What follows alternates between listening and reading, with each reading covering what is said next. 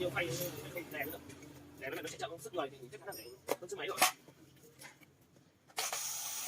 Người đè sẽ chết bây giờ. Làm không biết được. Cái gì người đè chết. Này chắc đâu thì làm cách mình phải để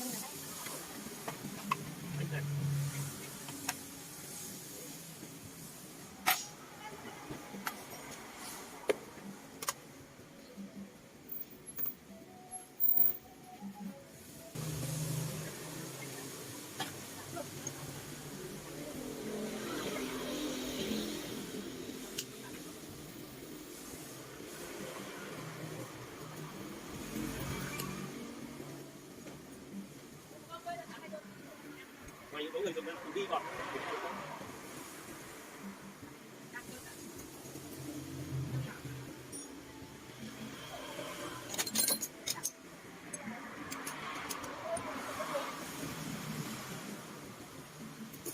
chưa qua vào nó đào 20 túi luôn, nó gọi đến uống rượu không đi làm gì.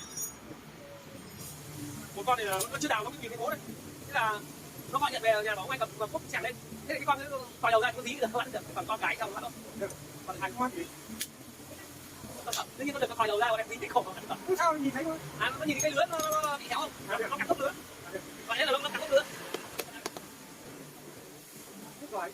Ôi mà mấy em trong này nó đi đắm nó được sơ tháo thì xanh.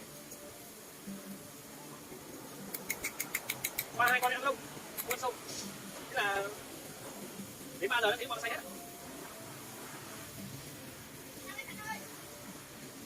Đi để tạm đi.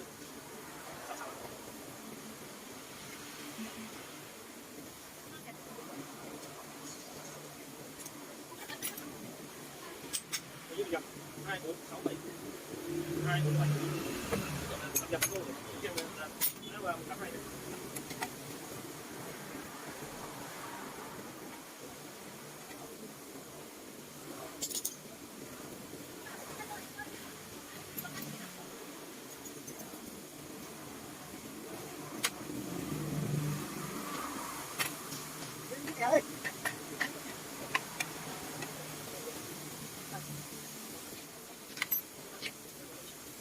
không phải anh.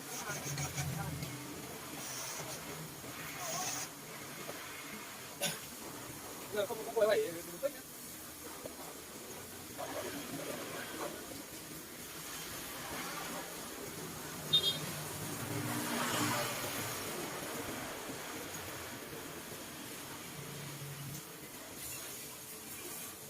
Chúng đi đâu không nhỉ?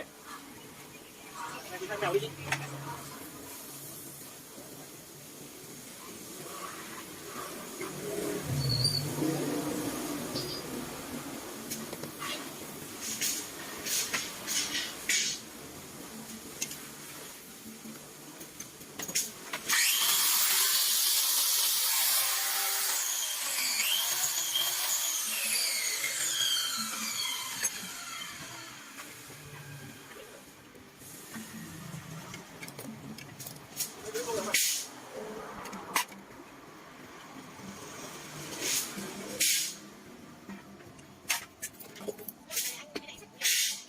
Lấy số xanh kia nó về thì mấy đấy, lấy hai cái đấy cái trên kia đúng rồi.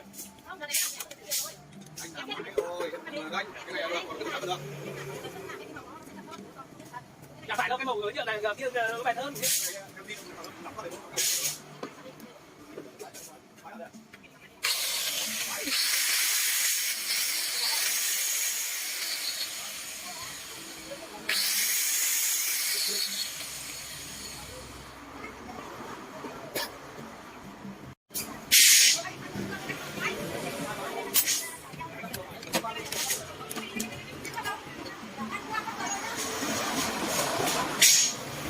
Cái này anh lấy cái 100 à?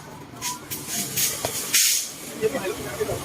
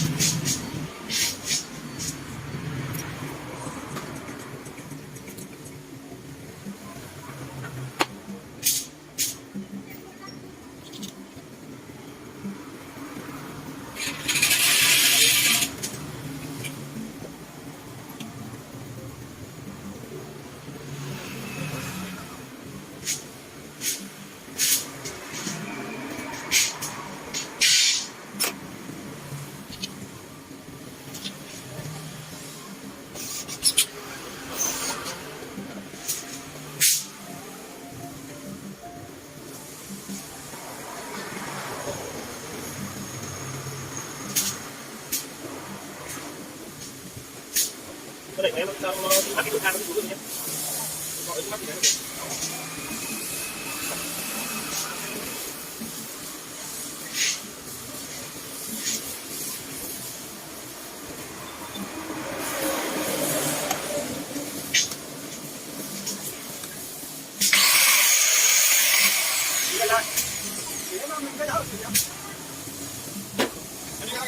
ừ đi em có phải 20.000 cái bánh sữa bánh Đưa đây. bánh thôi nhỉ